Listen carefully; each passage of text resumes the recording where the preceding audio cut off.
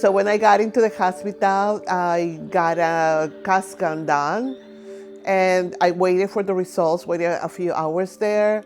And then when the doctor came back and say, hey, there's nothing wrong with your fall, there's no internal bleeding in your brain, everything looks good. However, we found something. You have some sort of enlargement in a gland in your brain.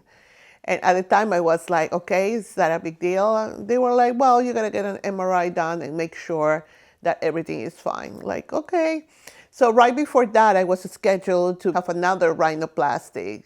And this time, got a deviated septum, so the doctor was going to fix that because we thought that was the problem that was going on with my breathing and with the sleep apnea.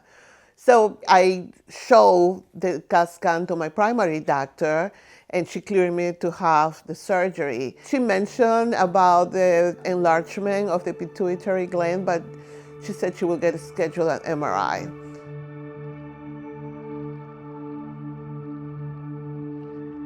Well, that MRI never got scheduled, and in my search of answers for what was going on with me, looking at the symptoms that I got, my hands got swollen all the time, my feet got bigger, the shape of my nose was changing, my face was changing.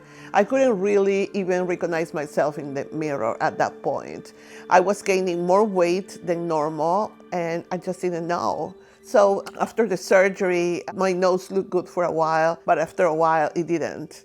So I was like, something more is happening. What's going on? And went back to my rhinoplastic, and he's like, I don't know, it's just weird. You got a lot of scar tissue. It might be that also your skin is very thick, so that really makes the swelling going down a lot much slower. And I don't know what else to do at this point. So I'm like, okay, I'm just going to be patient and wait. And I went to my sleep doctor. He's like, your tongue is big, and that's blocking the air from your throat. And I was like, what is this? What's going on? And he brought some solutions, and he did a sleep test. I told my doctor, you know what, I'm going to go to endocrinologist. I am a nutritionist, and how can people believe that I'm a nutritionist when I look this way? So he's like, I think it's a good idea, go to an endocrinologist and see if he can give you some sort of program that it can help you actually lose weight. Then I went to the endocrinologist, an amazing doctor. Honestly, I do think that he's the one that made everything else happen. I went to the doctor looking for ways to lose weight because honestly, I was just getting desperate at this point. I knew that the glands in my throat were bigger, the scar tissue was very thick and wasn't allowing the breathing for happening. I went to the doctor and I said, doctor, help me to lose weight. And the doctor is like, sure, I can help you with that. But he's like, I'm just looking at this CAT scan and it doesn't look good. He's like, you have something going on in your brain. I was like, okay, tell me what it is. So, because I heard before that it's an enlargement of my pituitary gland. And I asked him, does that mean that it's a little bit inflamed, that something is going on? I mean, something that perhaps with medicine or with lifestyle and dietary changes, I can fix it. And he's like, no, it's not any of that. You have a tumor in your brain, in your pituitary gland. And unfortunately, looking at your features, that's not the only issue that you got. I do think that you have this rare disease called acromegaly. When you have a pituitary tumor, one hormone it pushes a hormone, and I believe it's pushing one of your hormones right now that is causing that disease, and it's pushing your growth hormone. And I was like, okay, that means that I'm growing mentally or something.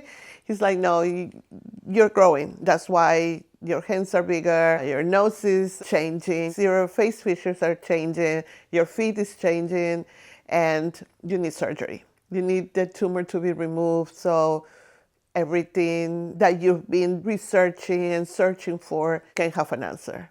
My endocrinologist asked me to go get some tests to check all my hormones and also to make sure that everything was benign and also get an MRI done. So I got it done as soon as I could, and my growth hormone levels were very, very high. It was like 4 times the max of that hormone.